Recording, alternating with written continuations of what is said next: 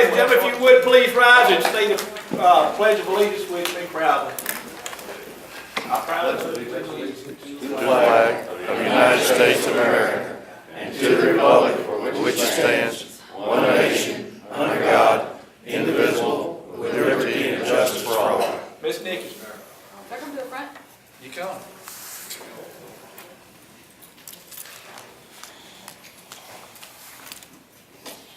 Our Father in heaven, we're grateful that we have the opportunity as friends and hymns to come together tonight and learn more about this hobby that we love. We pray that we'll be able to fellowship one with another and that we'll be able to learn more tonight, and that the speakers that have planned things tonight, that they will say the things that I would have them say. And we say these things in the name of Jesus Christ. Amen. Play ball. Nikki's been gone for a little while. She's doing mission work, and we're proud that she's representing Alabama in the way that she is, and I know her family is as well. We almost had her do the net day before yesterday, and her dad couldn't come up with 3 more extra watts, so I had to go ahead and do it. So E-high for 5 watts. I wasn't holding my tongue right. Yeah, well, I mean, you know, if you had your antenna about 3 more feet off the ground instead of the 3 feet that it's at now, it'd probably work a lot better. Stood in the back of the truck, right? I hear you. Too much depth in the 2 minutes. I hear you. A lot of people's been asking about T-Ray, and I wanted to start that off real quick. Like, he's doing really well. I got my phone rang the other day. I looked at my phone and it said T-Ray Aspinwall on it, and I fully expected to talk to Cindy. And somehow or another, the good Lord has flipped a switch on our buddy T-Ray, and I was talking to him as I always have all my life. He sounded like a new T-Ray. He was doing really, really well.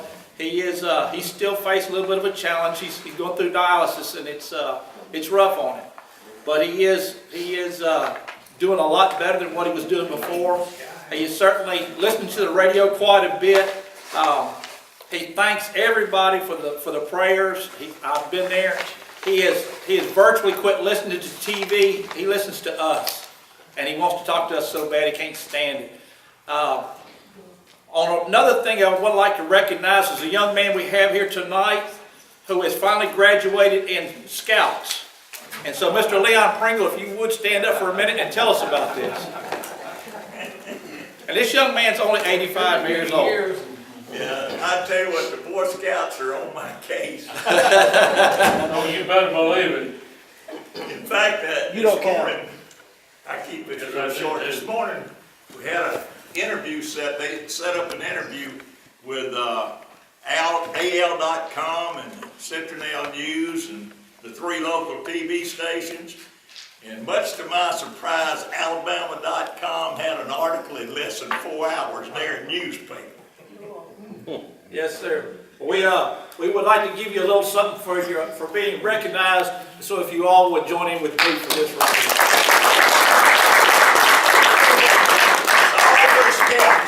It's all for the Scouts. By the way, my birthday's this Sunday. I'll be 85. So you know, yeah. They asked me how come I look so good. I drink a lot. So anyway, you know, it's like they say, alcohol's a good preservative. Mr. Terry, what's happening in Citronelle, Alabama? You know, we're talking about the guy with the green shirt. Yeah, that's you. Me? Yes, sir. Hi, how you doing? Doing good. Glad we make it down tonight. Good to see everybody. Glad to have Had you to come here. see this one on. Yes, sir. Yes, sir. That's right.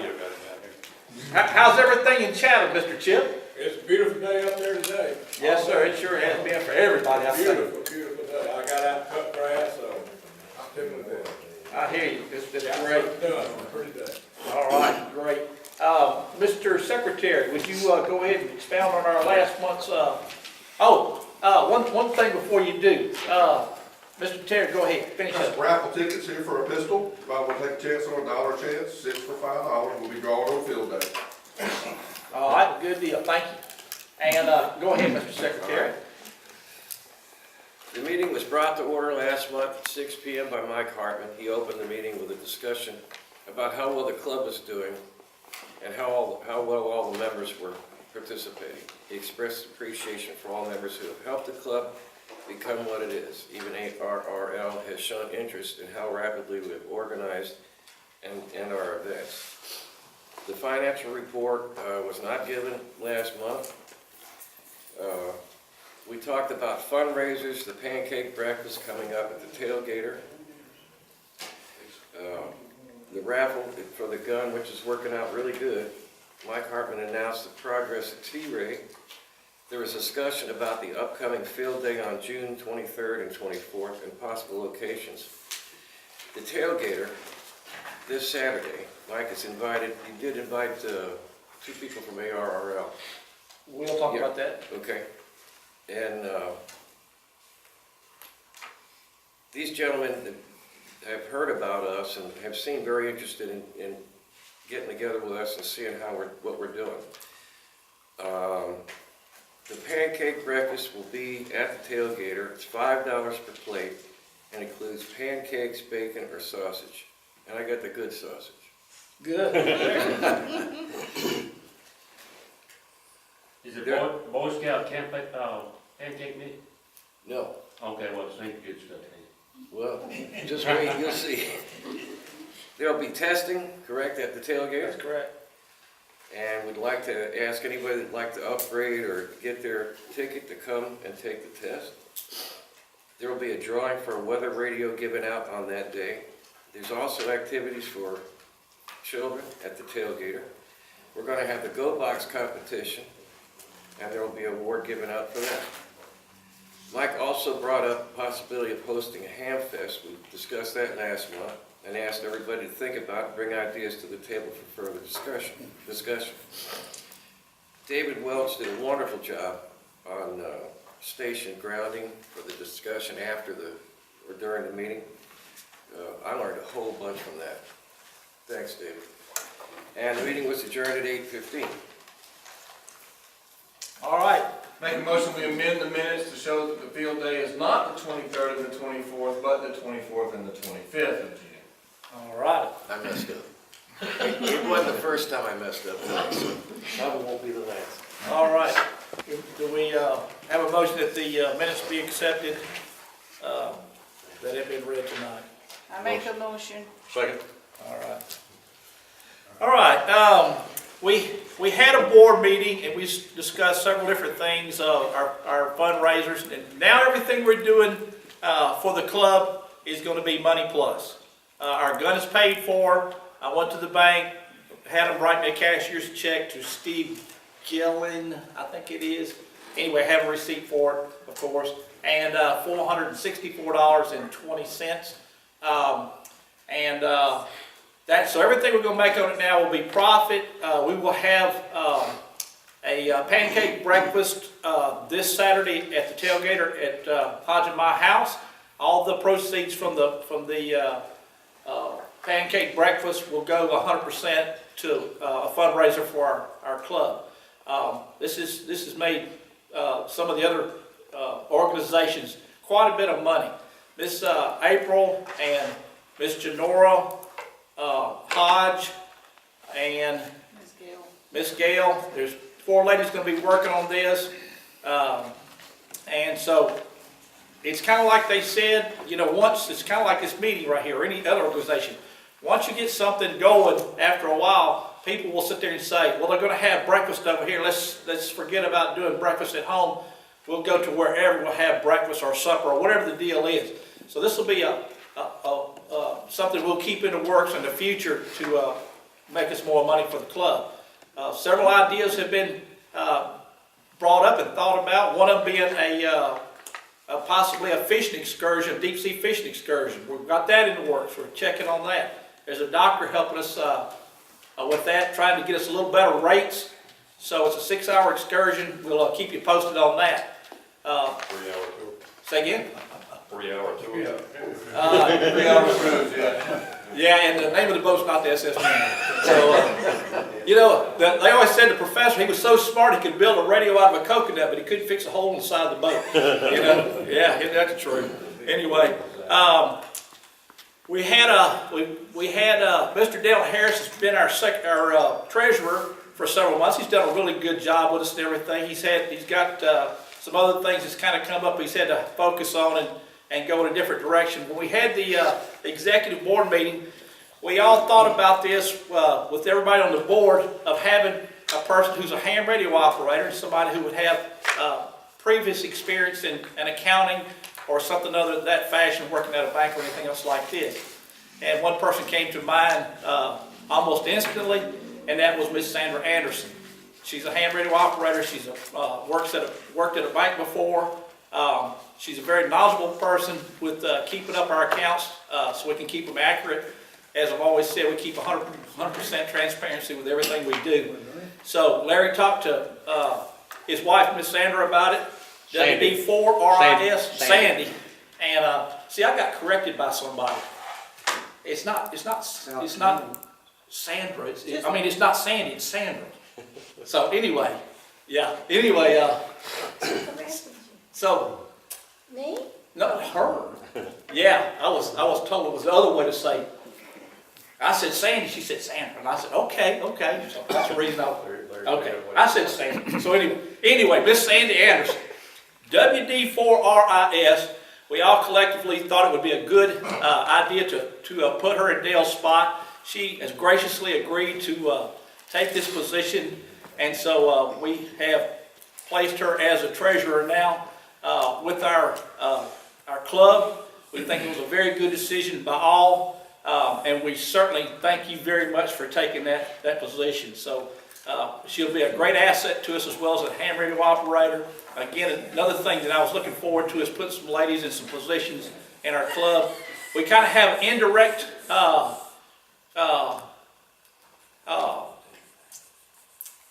auxiliary, ladies auxiliary, that with the pancake thing going on, and so it's starting to happen. This stuff is starting to happen more and more. We're going to have at the tailgater this Saturday. We're going to have a riding lawnmower there with a trailer, something to start off with, just to keep the kids kind of entertained throughout the day. And so, again, we want to have maybe some blow-up slides later on, some different things to entertain the kids as well, so they don't get bored and they have something to do. So we've got that going on. We will certainly get the records to Sandy about our treasury, what all we need for that, and get everything back up to speed like it needs to be. We've got two people who have really been working hard, and I think have finally reached the plateau of a great start for our upcoming field day. And I would like for Mr. Brian Swearingen and Mr. Larry Anderson to come forward and go ahead and tell us about that. Can we not sit back and? No. Come on up. If Nikki can do it, you can do it. Come on down. Come on down.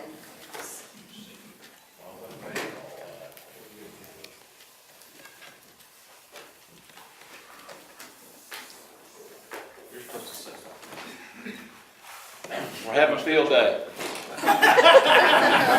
Thank you very much. We have a location, and we got the approval yesterday, or day before yesterday. We're going to be having the field day at Bayfront Park. Where's Bayfront Park? It's at Alabama Port, not Point, which I said incorrectly. It's at Alabama Port.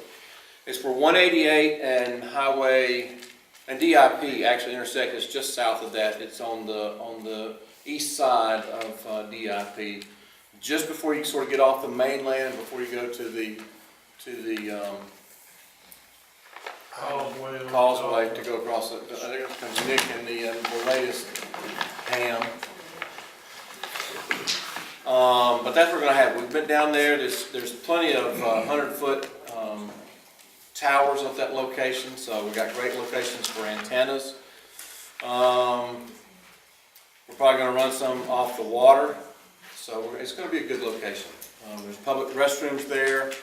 I don't know what else. Those gazebos everywhere, so we'll have the use of that park for the full 24 hours. So we've got approved. That was the big stickler, was if they would let us use the park for the 24 hours, because it typically closes at 10 o'clock. So they're letting us stay there. We're gonna run three, Bug spray. There's no CMs there.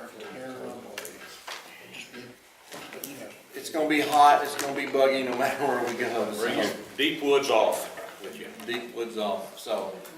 Any other questions? How many stations you running? 3A. We're gonna run 3A. And let me tell you why. You know, most time, this point in the sunspot cycle, you only got maximum of 3 bands open. You never have 4 bands open, unless you're talking about ground wave. And you're putting yourself in another class where you're not using one sits idle. Yes, sir. Do you have to list, if you want to try to do a satellite, do you have to list another station for that? It's exempt. I don't think so. I think that's not. I would say no. That's what I thought. I don't think so. All right, because I was bringing everything about it. If I remember correctly, it's exempt. You can do It is exempt, and I think that's right. So if you want to do that, absolutely. What about EME? I don't If remember. I can get the antenna fixed, I got an antenna I was gonna try. I don't know the answer to that. So we'll find out. We'll find out. There you go. Okay. A couple things we're gonna do, let's see, we've got, we're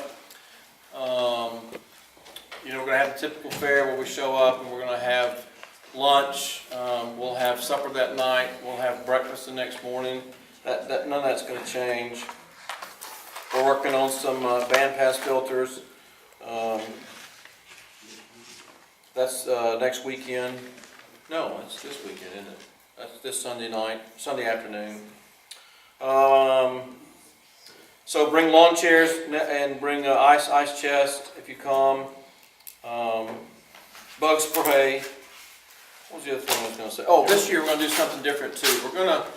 This park is not real wide, but it's pretty long. So we're going to set up stations at one end, it's sort of in the middle, and sort of at the opposite end. So we're not going to run too much interference, hopefully.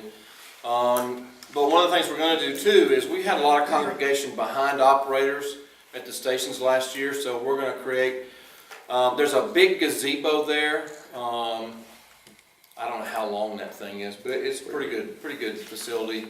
So we're going to try to congregate the food at that location, and where we congregate to fellowship, whatever you guys want to do, but we're going to try to keep you guys from congregating behind operators who are trying to operate and listen. If the wind's blowing down there, you're going to need headphones.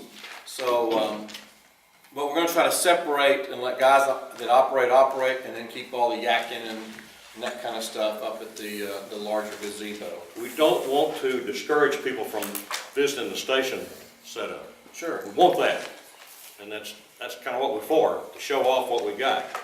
And we want operators who have not operated these certain stations, like the digital station, or maybe we have an EME or a satellite, to be there and see it. But we can't have a lot of people standing around and doing loud chit chat while the guy's trying to focus on what he's doing. So be there. If you're going to do your visiting, go over to this area that our congregation area there. The yak shack. The yak shack. Do you want the information on the satellite, Red? Ah, you can, yeah, well. Tim, this is for you. 7.3.7, satellite QSO, 100 bonus points for successfully completing at least one QSO via an amateur radio satellite during the field day period. General rules for all ARRL contests. The no repeater QSO stipulation is what that is done, is waived for satellite QSO. Groups are allowed one dedicated satellite transmitter station without increasing their entry category. So it is exempt. And what about the EME section? I haven't found that yet. Satellite QSOs also count for one regular QSO credit. You have to show them separately on the summary sheet as a separate band. You do not receive an additional bonus for contacting different satellites, though the additional QSOs may be counted for QSO credit unless prohibited under 7.3.7.1, which is stations are limited to one completed QSO on any single channel FM satellite. So you're exempt, work away. Okay. Once. Well, the 100 points, That's that's only for where, FM. Only one on FM, the rest of them, they do just count. QSOs.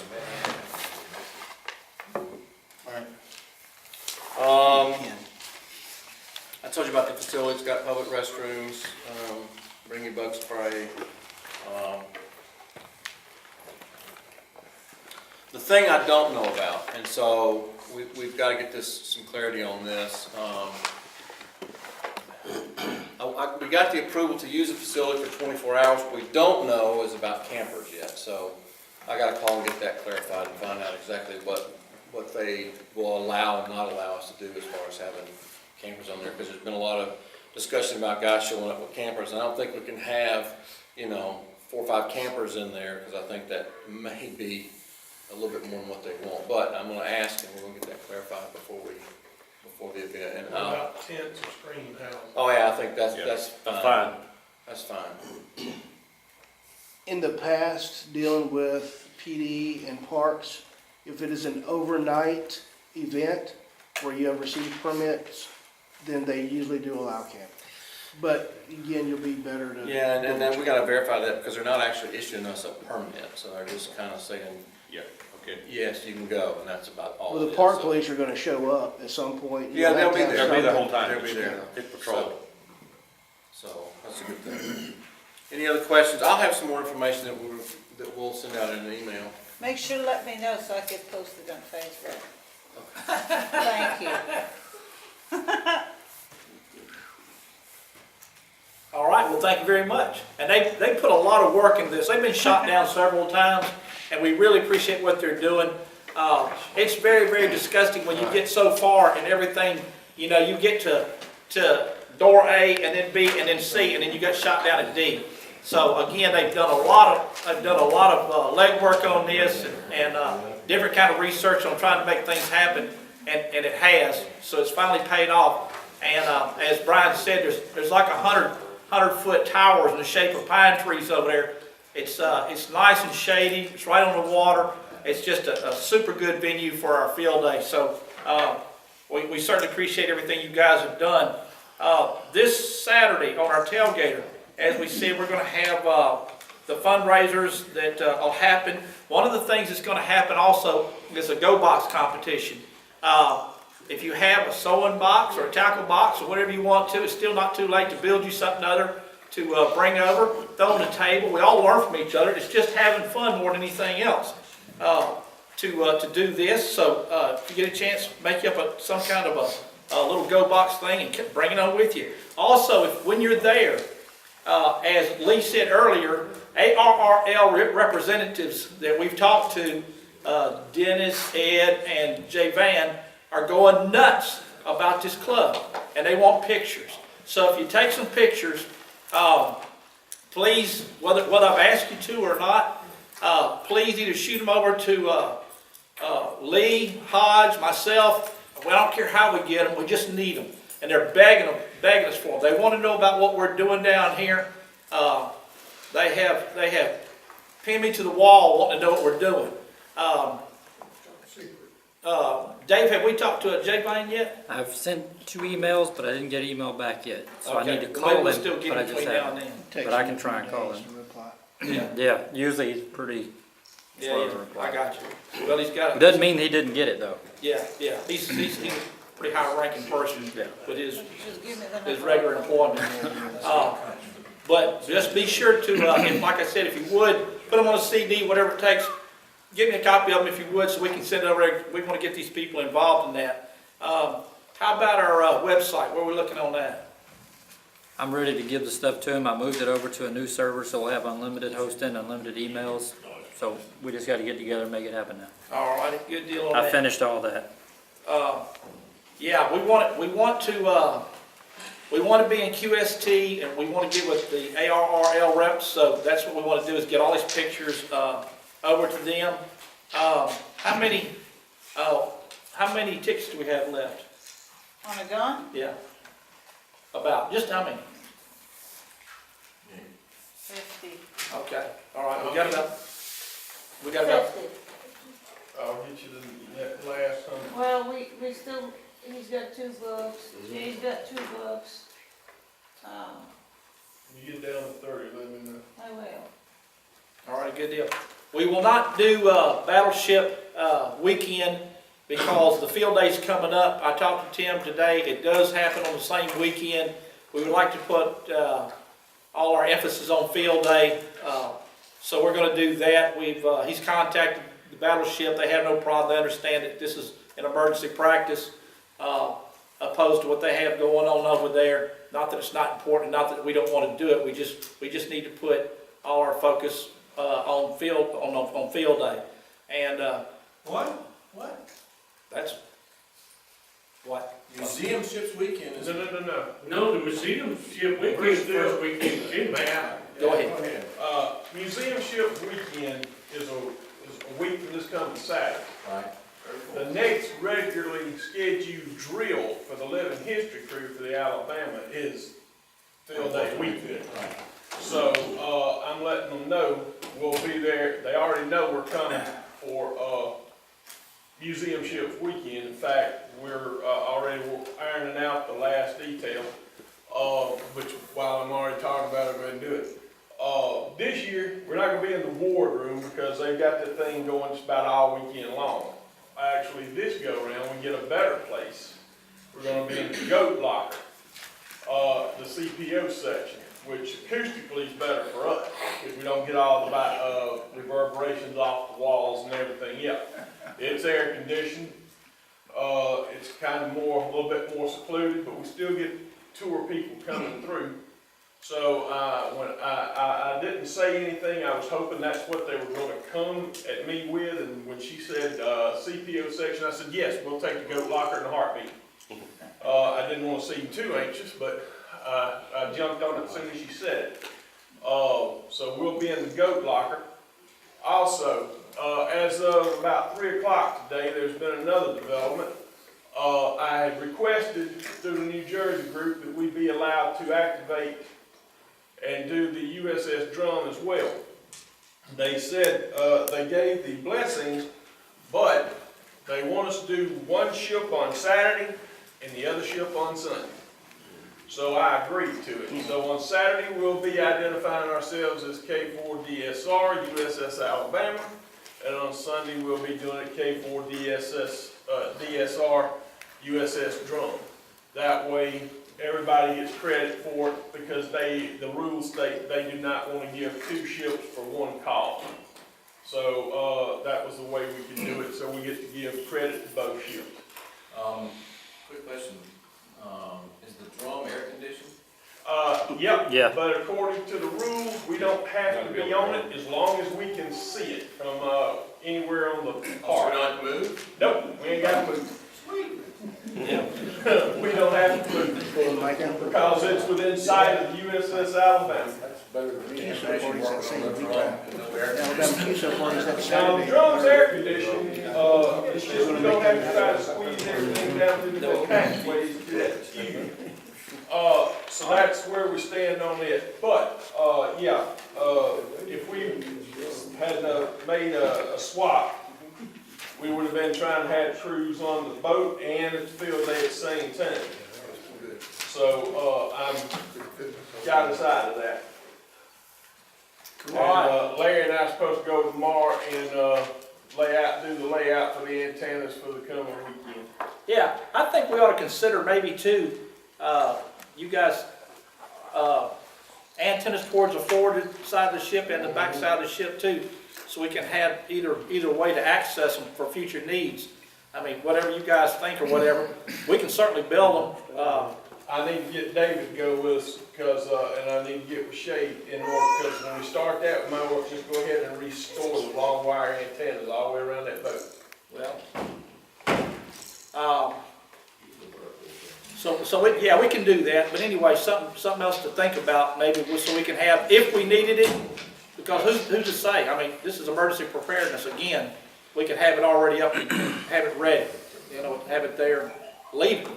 I mean, I'll donate the material to make it happen. We're going to have testing at the Bush. They're fixing to expound on that, plus another activity is fixing to come up. And so if you would, Danny, go ahead and tell everybody about that as well. as Mike said, we are gonna go ahead and test on Saturday. We did have a test session this past Thursday where we had 2 new techs and 1 upgrade to extra. But the tailgater is expected to be large enough that it would need its own test session. So we're gonna be testing from 8 AM to 11 AM, or as long as we're needed. If anybody knows they're gonna try to upgrade, if they'll let me know ahead of time, we'll know how to plan for that.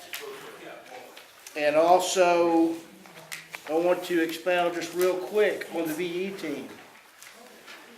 Mike is a representative for this club with the team, and Jeff Hill, who has just walked in, is the representative from the MARC to the team.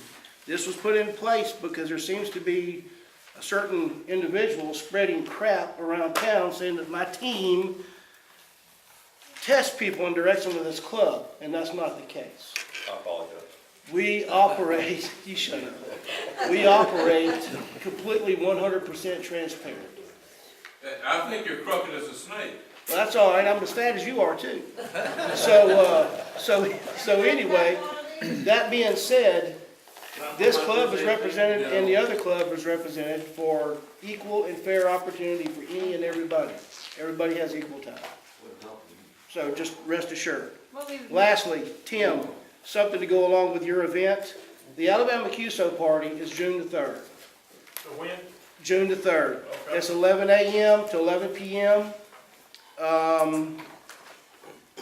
The exchange is RST in the county.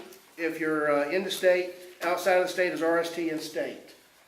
As part of the Alabama Contest Group, we know the club is big in the battleship, but if you're not going to be participating in the battleship, you want to get on the air and help some of the other people trying to get worked all states. If you can activate for a little bit, 20 and 40 meters is going to be the basic 2 bands that people are going to be working on. Because, as Larry said, the sun cycle is horrible. So that's 11 a.m. to 11 p.m., June the 3rd. And it can be found at alabamacontestgroup.com if you want more information. Or you can ask me. All right, thank you very Mike. much. Thank you, appreciate that. Does everybody have one of these little USS Alabama pamphlets that was just passed out a minute ago? All right, if anybody wants an extra one, I have a couple of extra ones if you'd like to share it with somebody else. Before we leave tonight, somebody's going to win this radio. It's about $40, something like this. I have found somebody or a place that has donated us several of these, and we're going to start handing them out. So somebody here tonight, has everybody got a ticket?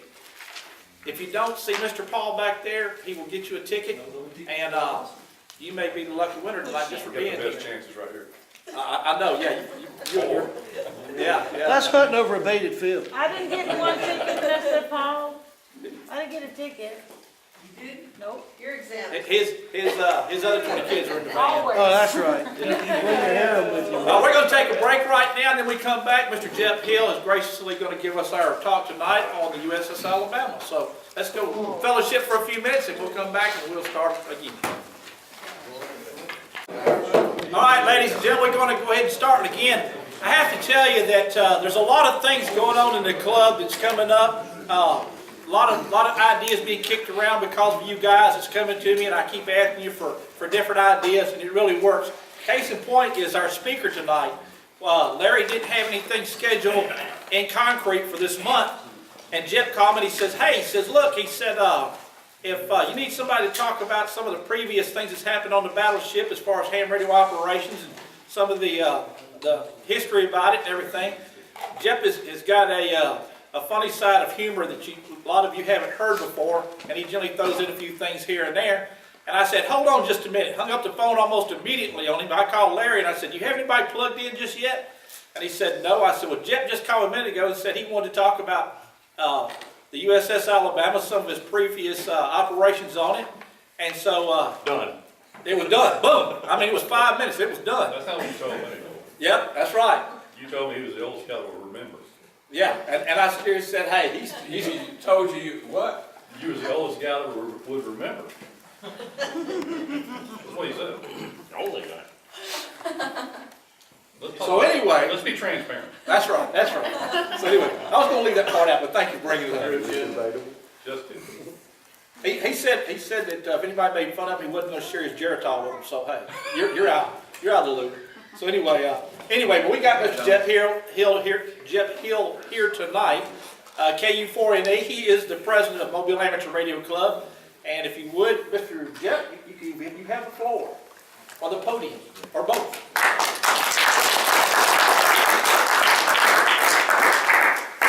God help y'all if you can't get a better speaker than what I am. Well, we can adjourn. That'd be good with me, because I don't like standing in front of all these people. And I look out here, there's a bunch of women. I thought we had a two thing going on, where there was one for the radio talk and the other with the women that wanted the free massage. How many women came for the free massage? None. We got one, okay, we'll go ahead, we'll do this next month. No, Jolie raised his hand too. Yeah, you know, I was late getting here because I was at a bodybuilding thing where I had to do my hairstyle and all that kind of stuff. So I thought, but I kind of wanted to come here if somebody would give me the chance to talk about museum ships. Museum ships is the only thing that I have done in ham radio where I did something for somebody besides me. I've been in a radio club and I've done 2 meters and DXCC and all that kind of jazz. All that was for me. When I was a young fella, I was a little bit maybe slimmer than what I am now. I worked in a bank, and I'm telling you, it's when a bank was a real bank. When you went to a bank here, that was the bank. It wasn't a bunch of salespeople. I sort of tended, I sent an invitation to one of the Battleship Park directors to come tonight. He didn't come, but anyway, I did what I did because I saw something as a way to help something besides me. When we started off, I've only been a ham like 20 or 21 years, something like that. I'm not an old timer like Chick and them. I wasn't around here in the old days when things started. I can't tell you about that kind of stuff. I kind of hope to tell you what I've seen and what I've experienced. And maybe things that since y'all have taken the ball, and if y'all want to run with the ball, I'll help you if I can. And with the handout here, there's only 40 of them, but some of this stuff is important if you care about museum ships, unless you just want to go and win a sneaking contest or something and say you've been on a battleship or something. Page number 1, it's hard to see, but I've got a circle around it. This right here is the QSL card for Murray Flanders. I'm sorry you don't see it better. I don't even have the thing myself better, but Mr. Murray Flanders was the radio and radar guy on a Gato boat like the Drum. Not on the Drum, but a guy like that. He maintained a ham radio station there for years. I'm sure this stranger with the white hair would remember him. Very well. But the name Flanders will come up again. This here is another QSL card. I'm sorry it's hard to see. It's a picture of a picture. Alabama Amateur Radio Society. WB4CVJ. That call is apparently expired. If somebody wanted to work museum ships and get this one to onto the submarine vets, last night it was not an active call, but so it may be visible. But this call was from the 60s. Old man Chick Wolin, my buddy, gave it to me. I was thinking probably Yance and Chick were about the same age, but Jim says he doesn't know about that.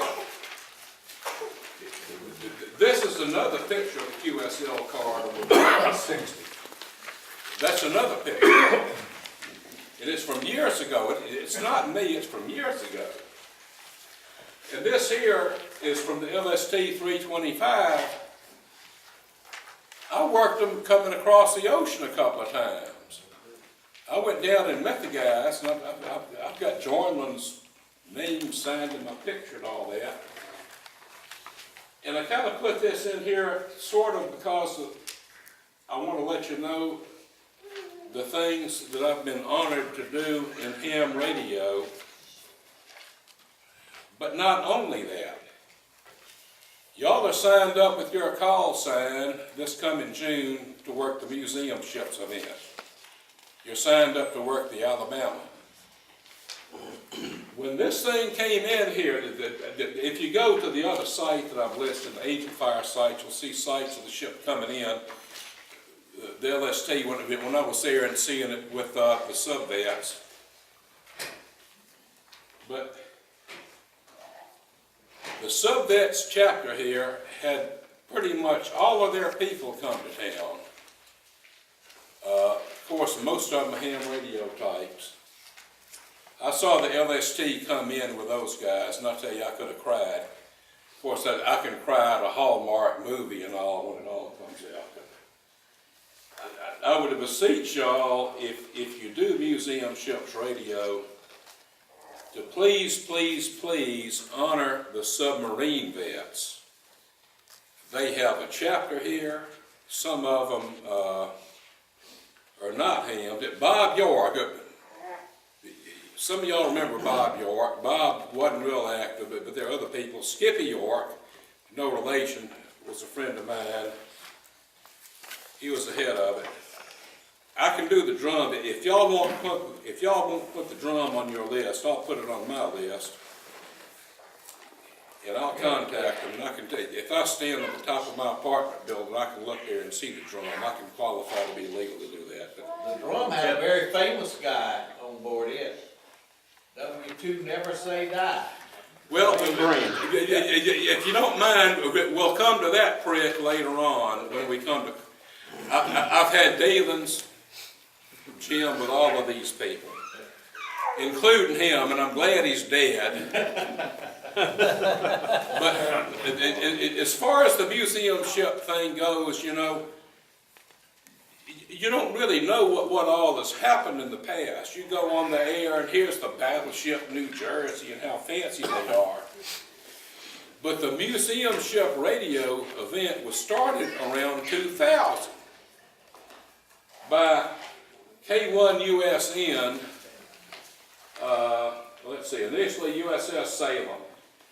There was a guy named Bob. I think I've got his name down here, Callahan. I think Bob Callahan's still alive. But you know what? If you mess up bad somehow, I don't know what Bob and his bunch did, but they got crosswise with their park.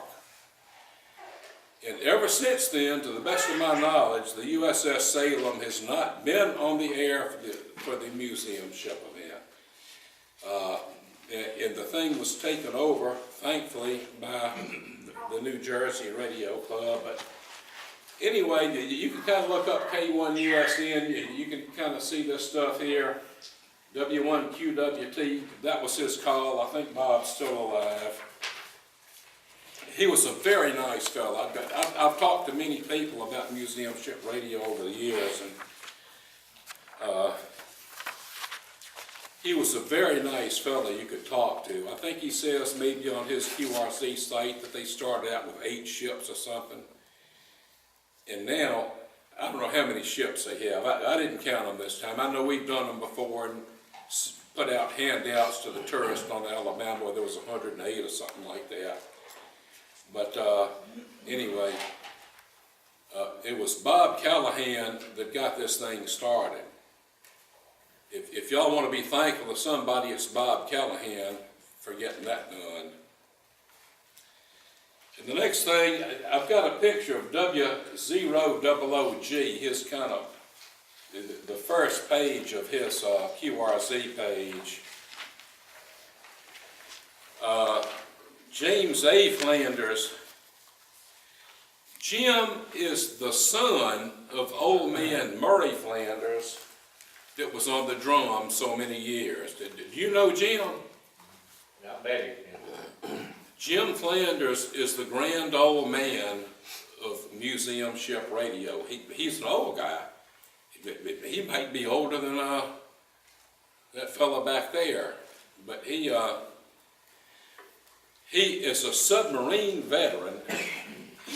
He loves the Navy, he loves submarines, he loves museum ships. He's gone around the country trying to help people get museum ships back on the air. When I told him that Bob Callahan was the man, he told me that he taught Bob Callahan, well, you know, that was 20 years ago. If somebody can be a friend of Jim Flanders to where he has a reason to like you and trust you, you'll be in good stead with museum ship radio. And I can tell you, Flanders wanted to come here one time, and you know, Bill Tunnell is not a guy that wants to take telephone calls and talk to nobodies. But he came here, he said he wanted to talk to us and talk to Tunnell and this, that, and the other. Tunnell wouldn't listen, we wouldn't answer the phone. We had to go over there and wait out there.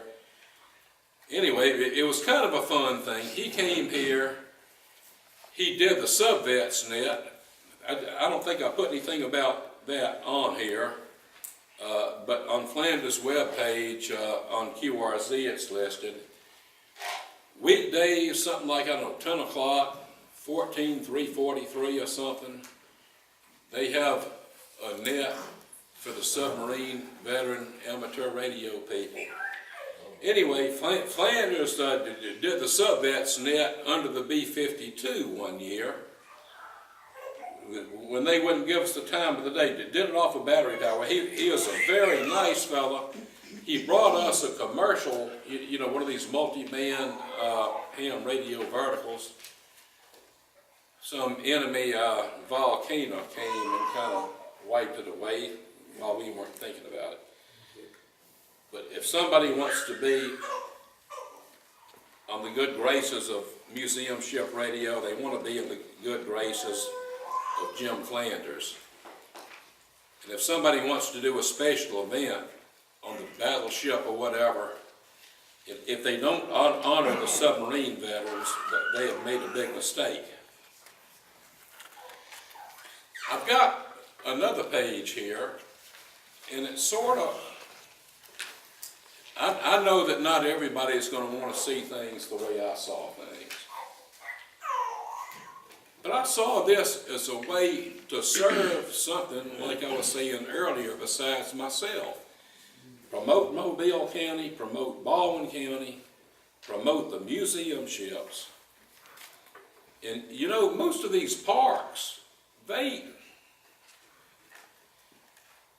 charge the money when you go in there, but most of them, except for a couple that are federally owned, they live on what you and me pay them in there. And when we were on the air, we would encourage people when we talked to them to come to our park, check out our site, check out the Historic Naval Ships Association. These people are an organization that the Alabama in their park are members of.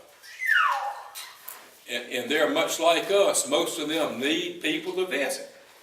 And if I go to somewhere in California or somewhere where maybe my pistol permit is honored, I can go on the internet and I can look and see what is there where I'm going. If I'm going somewhere, I can look and see. And if I want to see it, I can go do it. But it was a way to publicize that kind of thing. I couldn't find any of our old QSL cards. I know I got them somewhere. They may be under my hairline somewhere. But when we were doing the radio events, and there used to be more than one. You know, now you got the museum ship event in early June. That's only about a week away, isn't it? But we had the Pearl Harbor event. We had that, it was a big event. We had the submarine radio event. And really, you know, some of those guys have gotten old, kind of like other people we may know, but they don't have the energy. There used to be a lot more events than what there are now, even though, you know, you can get on the air and do anything. But we had this QSL card printed up. It may be from a Republican because they came from Russia. Could have been somebody's friends, but we got on here, USS Drum, SS-228, USS Alabama, BB-60, to where whatever event we could do, we could check either one of them. But in talking with the Salem people and the New Jersey people, both of the ships are there. Why not give them a twofer? It was always okay with them. We'll tell the people they work the Alabama and the Drum, is that okay? Fine. Send them the card, tell them you've worked both of them, put the check mark on there. When you turn in the log, if you want to, you can tell them identical logs for both things. That's if y'all want to do it.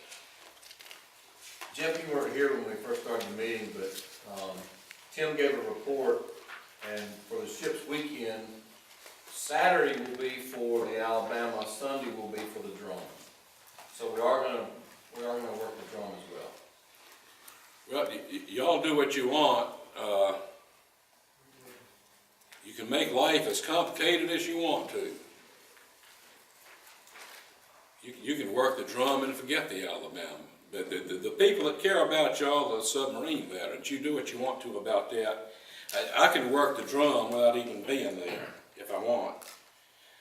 We were talking on 2 meters about the old radio stuff. You know, everybody wants for somebody to come in here and take these old radios and make them where you can talk to your friends on them and all that kind of stuff. It's like that everywhere. Some people have done that. I do not have the ability to do that. I think Jim Yonts could probably do it. But this is probably from the W4BPR website. I know you can't see it because this is in black and white, but this is the radios with the dials lit up. I don't know if they're Christmas tree lights or what they were in there. And this is all where... the radios on the Alabama have been restored to fully operational. Say what? All the radios on the Alabama have been restored to fully operational in that radio room. All the antennas are hooked up. All we're waiting on is for them to bring the gentleman in to train us to operate. Well, that's good. I'm glad to hear it if it's the truth. For PR, we had maybe in 2001, I forget, you know, I've got a folder and I didn't bring it all, but somebody got Darwin Singleton to come in at 5 o'clock one morning. I think it was the Sub-Vets event or the Pearl Harbor event. It was a good deal. If you can get somebody like that to come in, that's fine. It's good publicity. I don't have the contacts with the TV stations, but it was kind of nice, you know, the guys came in and did the grunt work at 4:30 in the morning with all the cats and geese came down the gangplank from the Alabama. And maybe around 5 or 5:30, here comes Darwin, you know, shaking his hair, getting ready to be on TV. Another website that I saw, and this doesn't have anything to do with radio, but if you walk around the main deck, you know, the Alabama and the park have paid tribute to an old baseball player named Bob Feller. He was back in the time of probably the Civil War, like Jim and Leon. He was a great pitcher. I don't remember what team he played for, but Mr. Feller. Mr. Feller died a couple of years ago as an old man. I think he died of natural causes. What? He can throw a 100-mile-an-hour fastball. That's true. That's on a bad day. But the Alabama has some archives of his, like an old baseball and stuff. He had a team on there. What? He had a team on the Alabama. Well, he's got a picture here on the internet. This is Bob Feller as a young boy by one of the Beaufort guns. So we have a lot of history. This thing here, the next page, is sort of an example. Because when we did it, we or me, sometimes it was only me and my little son, we tried to publicize Mobile and Baldwin counties, we tried to publicize our park, we tried to publicize museum ships in general around the country and the world. We would always have some kind of handout, hopefully personal, to give the people that came by, or else to put in QSL cards we answered. This here is one of them. This is 2001. These websites they mention are probably not up to date anymore. This next page with a B-52 thing in here, I've been very blessed in my short time in ham radio to talk to so many people that I have enjoyed receiving information from the stuff I like. I like to read about the War of the Northern Aggression and our heroes in that, and the Civil War, and World War II, and especially the war in the Pacific. I don't know why, some people like golf and some people like guns. You don't know why people like different things, but I like what I like. And I've read a lot about it, and I've been blessed to talk to so many people on the air about these kind of things. And there was a guy that I talked to once that piloted that B-52 right over Hanoi on bombing runs. He had visited the park, and he had some kind of log that he wrote stuff down in. This very plane? Say what? This very plane here? This very plane. Wow. Of course, that's what he says. Now, he could have been a left-wing liberal Democrat and be lying for all I know. But the man told me this with a straight heart that he wrote down the call sound on the tail of that plane and looked it up, and he conned that thing over North Vietnam. Wow. And that isn't that big a deal. I've talked to people that were gunners on the, what do you call it, let's see, we're the 60.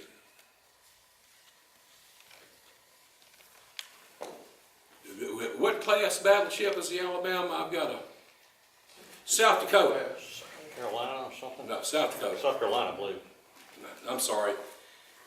I've talked to a guy on 3965 or somewhere that was a gunner with a 40-millimeter guns on the South Dakota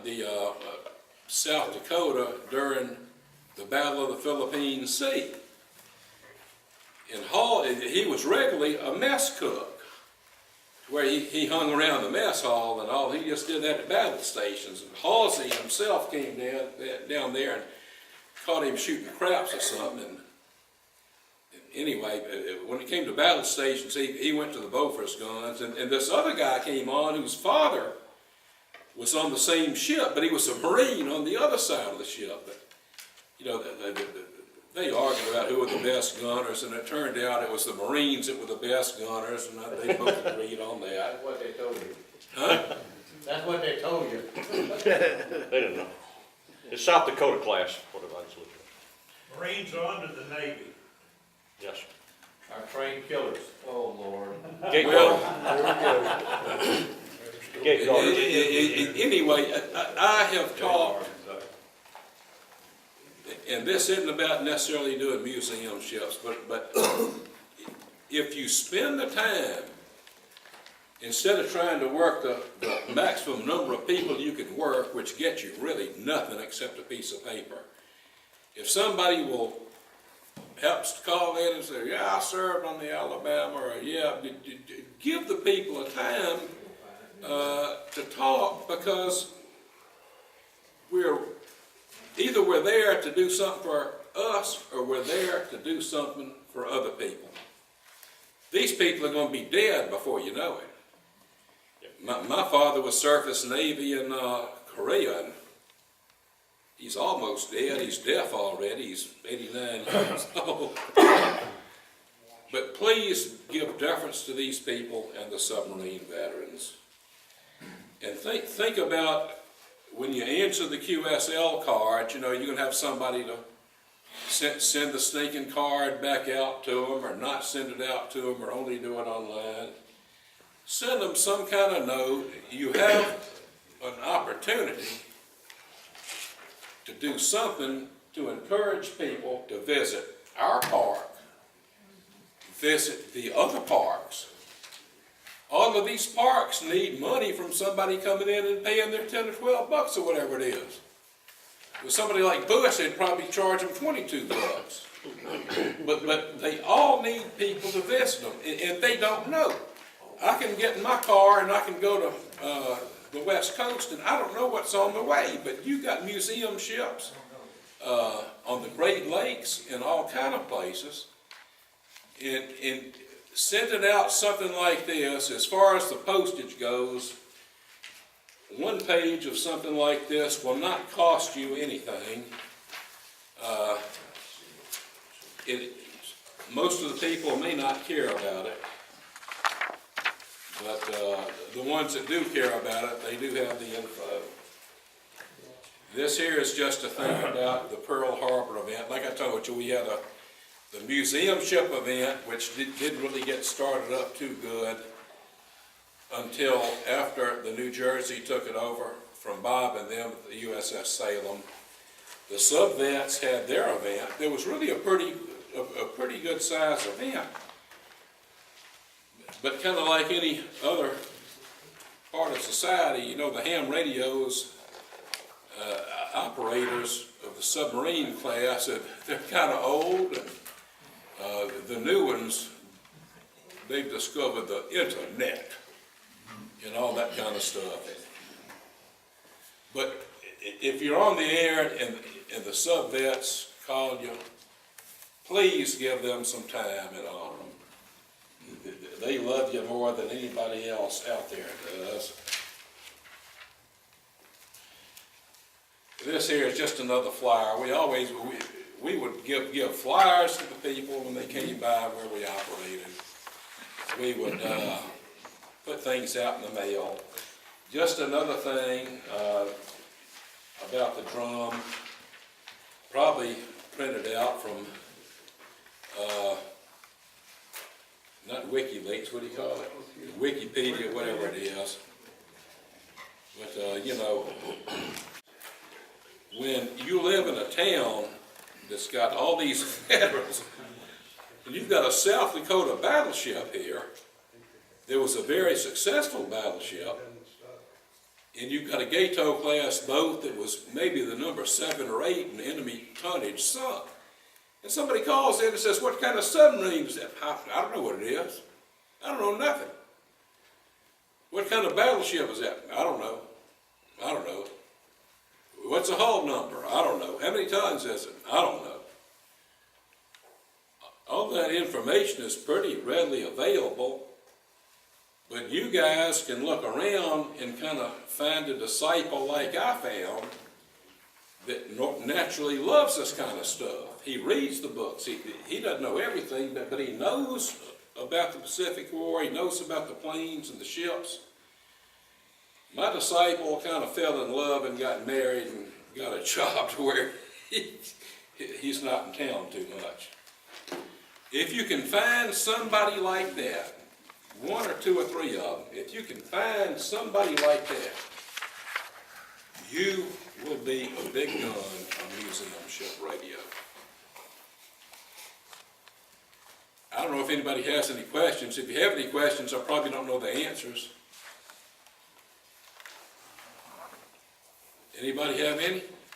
Just a point, Murray Flanders was a very, very fine gentleman. Yes, he was. Worked for the Corps of Engineers. Yes, he did. Hoorah.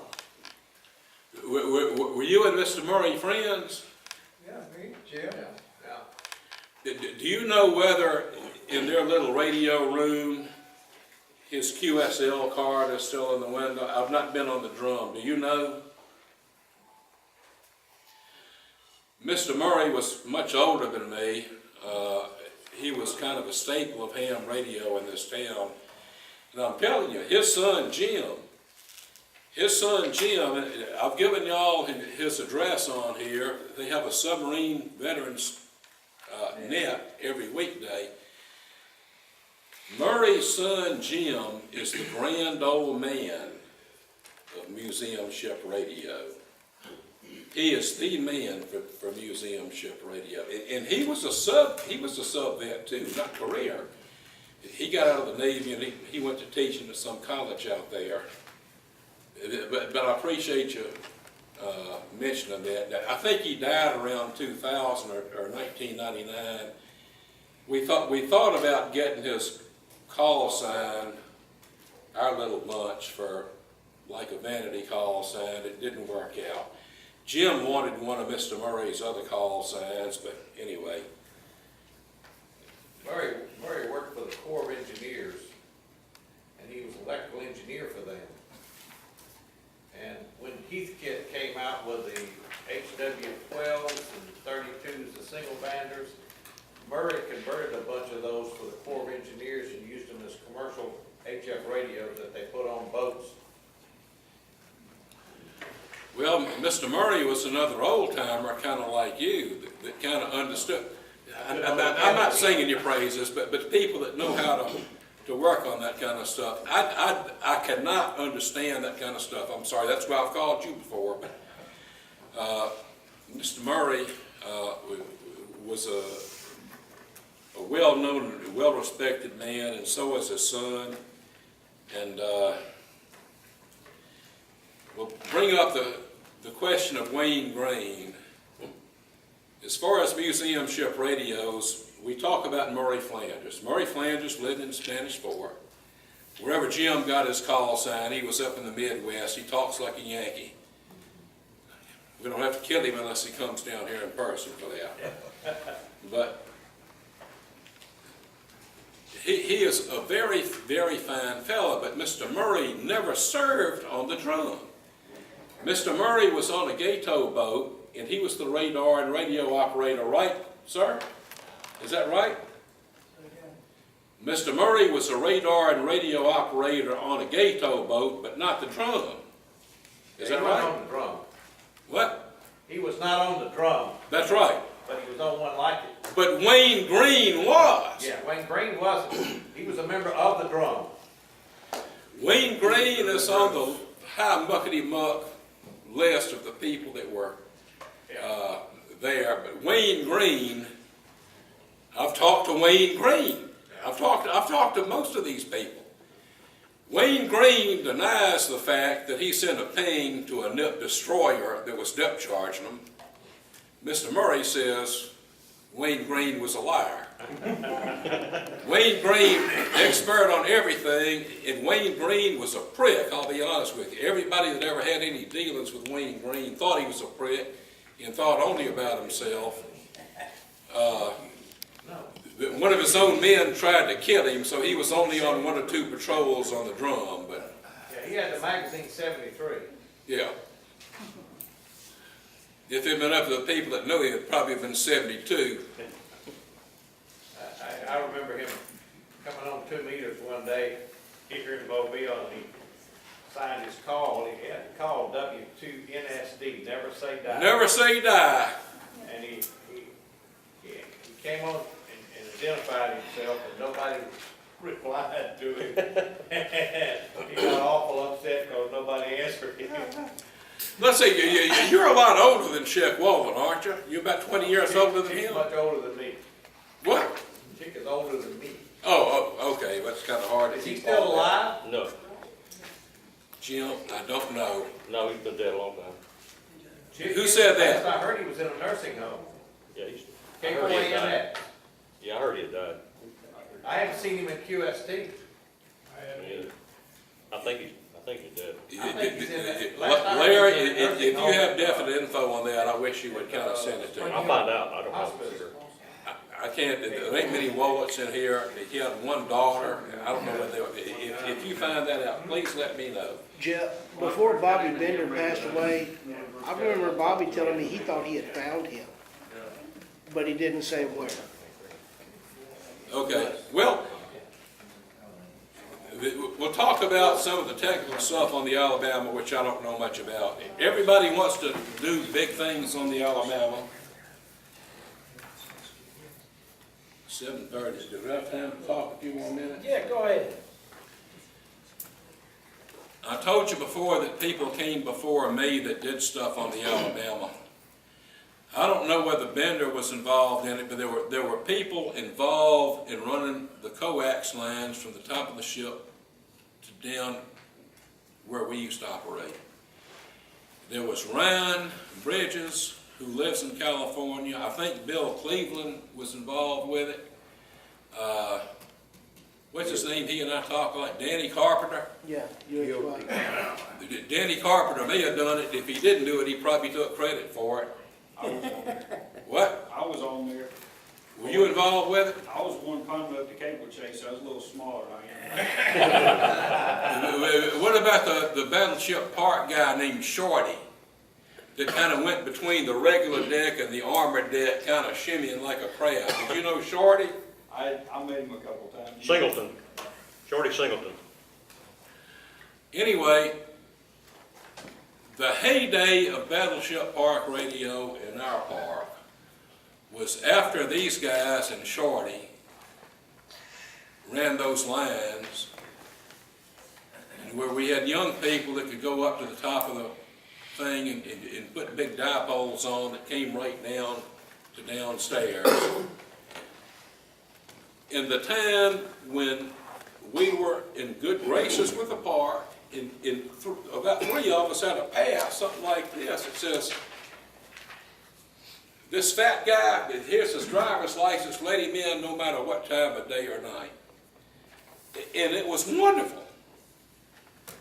I mean, there were times when you may go there at 3 in the morning, you know, and the guard may be on patrol, and climbing fences is really not my thing. But anyway, it was wonderful. And you could work with a dipole on the top of that ship using 100 watts. We never ran an amp. With 100 watts on 160 sideman, you could work the West Coast. When the commercial TV stations weren't, radio stations weren't making much noise, but it was sort of a wonderful thing. I sort of had something else that I was trying to make a point on, and I've kind of let it slip my mind. But it was a wonderful thing to be able to do that sort of thing, not just to go and, have a bunch of dancing bikini girls to carry your stuff up the gangway and set it up, and then when you leave, you get the bikini girls to take it down for you and all that. But just to go in there and have a place where you can set up your stuff and you can leave it. And you go home and you come back and you know the stuff's safe, because it takes so much work out of the situation. And Tunnel is gone now. Tunnel was my contact inside the park, and he never came up with anything once he reassigned our little room for something else. So it may be if y'all carry on, y'all can politic and drag the flag in front of the people that are over there and ask them for something like that, but be able to demonstrate to them, we're not just like these people playing, when they play out there where they kick each other's cans with a football. We're not out here playing rugby. We're not out here just doing some car show. We are publicizing you. We are publicizing museum ship radio in general. We're publicizing the other ships. We're doing that. And if you were actually doing something for them, they will be, I would think, more apt to do something for y'all. Make any sense? Who's the new director now that Tunnels left? I've not met her. to Shay over there, and he is the curator of the Alabama. And there's also a curator of the drum, which we are now having to work with in order to be able to do things with them. The new director is actually a woman that's Army National Guard retired. Yeah, she's Janet Cobb. Yeah, Janet Cobb. She's retired Major General. We're basically, they do anything that I need them to do. And they ask us if we were gonna operate the radios on the Alabama, the actual radios, that we be part of their living history crew. Anybody that's gonna operate them. So that's the reason why, if you're gonna operate the radios on the Alabama, that's their requirement, that you be a part of that living history crew. That's the reason why you have to buy a uniform, everything else. Because they're trying to make it an actual historical teaching tool. That's the reason why I'm involved in it, because I'm a history professor. And so that is the reason why, if you're going to operate the radios on the Alabama, they want everybody that's actually part of that now to be a part of their living history crew. It's not gonna be me. But that's it. They're wanting to make it an actual teaching place. I mean, everything over there is being restored to its as near to original as possible. That's what Shay and the curators are doing over there. Problem is, they won't. Somebody say something? Jeff, I was one of the charter members of the first ham radio club on the USS Alabama, which was formed when they initially brought the ship in. Chick, who we talked about just a few minutes ago, was also a charter member. But during the time, I was here until 1965, at which time I moved out to NASA because Brooklyn was closing. And up until 65, they had not had any ham activity, in spite of the fact we had a club. Okay, well, we were talking about this Alabama, not the one with Admiral Sims, but we appreciate it. Everybody loves Leon. I would never tell the joke. But Thank you, sir.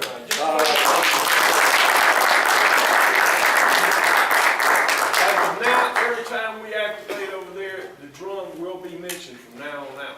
All right, and everybody remember too, Tim is our point of contact for the Alabama. He is in great graces with the people over there at the Alabama. We've got an open door with them, and anything we want to do, please, yes sir. Can I please say this one more time? Say it. According to the rules of Museum Ship Weekend, the drum counts as working the Alabama. Tell the people they got a twofer. You don't need to hide it from the people at the New Jersey Club. They got a twofer. I had to send them a message 2 weeks ago. According to the rules, the new rules that they've established, no more 2-for-1. None. So that's the reason why we've had to do the Alabama on Saturdays and the drum on Sunday. I drop off a picture and what do y'all let things go through? It ain't old fat people to do stuff, otherwise you get lost. Ladies and gentlemen, when you go home, and especially young people like Nikki and Robbie and everything, take things like this right here, like Jeff's sitting there saying, like he's saying, these people are, there's only, how many more people left, Tim? Actual 6 or 7 or 8? There was 10 crewmen that actually showed up for the reunion this year. These people? Alabama. And they don't even, I'm kind of with Jeff here. You don't hear much out of them about the drum over there. And that was here a month ago, it hit me that, we got 2 ships there that we need to be plugging. Yeah. So I fired off the, email to the New Jersey group, told them I wanted that ship listed with us. They sent me a message back saying that no more 2 for 1s, that if we had a separate call sign or whatever, or that's what they suggested, Saturday is Alabama, Sunday the drum. So I waited until, I forgot when I sent it, I finally sent a message, okay, we'll do that. Don't worry about the drum, I'll do the drum. Well, they already got us listed. Yeah, we'll have 2 of us listed. I think that's a great idea because we're covering 2 bases in 2 different days. I think that's a great idea about doing that. And the people of the drum, and I think too, we need you and whoever can bend the ears with the people who are still alive and maybe get some more stuff like this. Maybe they have something else. Because ladies and gentlemen, as Chet was saying, although these pictures right here are faded, and they are, even these pictures like this that are pictures of pictures are not going to be, things go away. Just like the people go away. And this right here could be priceless for a lot of people. It is for me. And you know that these people right here are the reason we're sitting in these chairs with freedom today is because these people, not only these people, but the other people who are even today in our service and our military are keeping us free. And so again, keep all this that you can. Don't throw it away. Give it to your kids one day. It'll be priceless for them. Yes, ma'am, Miss Diane. Mike, how many of the people in here were in elementary school just before they brought the Alabama in? The elementary school children in Mobile County gave pennies and nickels and dimes. I gave a dime for something when I started. And I can't find that card. I moved to California when I was in high school in the car. Yeah. And as you can see, there was a half a dozen people just now raised their hands. And I mean, we were just kids, and we were so proud to sit there and give just a few cents to support our military, and to sit there and say, hey, look what we did. I'm giving a dime. I mean, that was a lot of money back then. Yes, sir. There is a Facebook site called Battleships and Battle Cruisers. Naturally, I would never go to such a site, but something about the battleships came up, and the discussion about that came up too. And somebody mentioned that with Hurricane Katrina, their records about who's a bona fide admiral and all that, their records are lost. So you tell them what you are, they take your word for it. Yeah, yeah. Well, it's like I heard, I'm not a great big historian, but they said that 1 in 5 people said they were in Vietnam weren't. And I met a man one time after I heard this, a short time after. I'm a helicopter guy. He was talking about how him and another guy went to Mississippi, and they were jet pilots. They picked up a book and they learned how to fly a Huey, and they were flying it throughout Mississippi in just 2 days by reading a book. And I thought, well, I've just met 1 in 5. Can I make one more comment? Go ahead. I'll tell you, I was not in Vietnam, so maybe that means I was there with a Sasquatch or whatever. But if people are fans of the Pacific War during World War II, if people are fans of that, find a book, there's 2 of them, but as far as the stats and all, the name of it is Victory at Sea. It tells you the stats on the different battleships of all the warring powers, the different airplanes, and all that kind of stuff. It tells you that. Mine is a paperback version. Could be the libraries have it. If you want to know what the tough guys went through, look for that book by Sledge. He's dead. He was a year or 2 older than Daddy. But it was with the old breed at Peleliu and Okinawa. If somebody cares about the Pacific War, those are the 2 main books that I would recommend they read. Yeah, talk to some of the people like Jeff and like Tim, for example, over there that's, into history, and find out, even if you're a lady, some of these books that I've read, it's it's kind of like they talk about these girly. I didn't ask you. 9 o'clock, you're fine. So who wants to come help? It'll be greatly appreciated because we have a lot to do. Why is it so jumpy? Because you made it junky, okay? Well, I don't know why you're asking. You need to come help. I'll do what? Move those trains off the Anyway, lot? that's all I gotta say. Thank you. Instead of making for coffee in the morning at a regular place, we're gonna have coffee and donuts out there. I will have coffee. I need the coffee pot, if it's possible tomorrow, please. And, whoever's gonna bring the griddles, am I saying it right? Okay. That'd be great if I can have it tomorrow, so we can set it up and have it ready for, Saturday morning.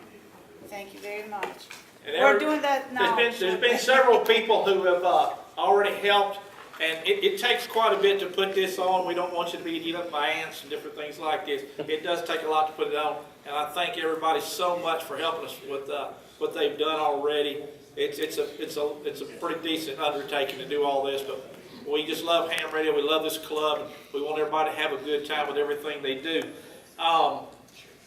And you have anything, Vice President? No. All right.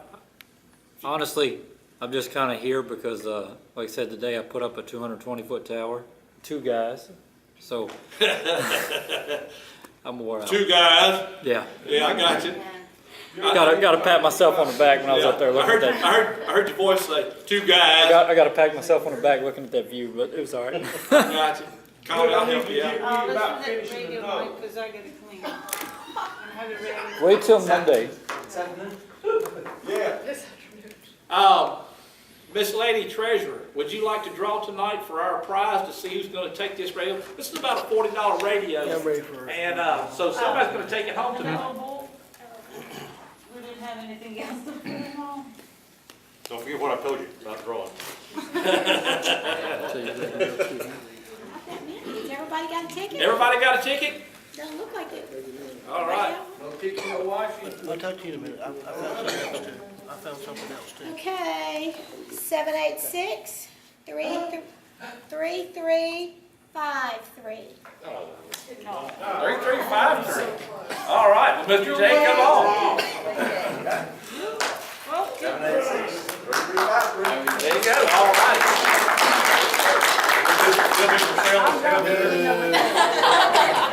And before I go clean up the coffee pot, does anybody want more coffee or not? I'll take 2 cups. Come on. Thank you for coming tonight. We hope to see you at the tailgate or Saturday. You do not have to be a member to attend or a hand-off operator. We hope to see you Monday or Saturday, 8 o'clock. So we will see you next month as well at our next meeting.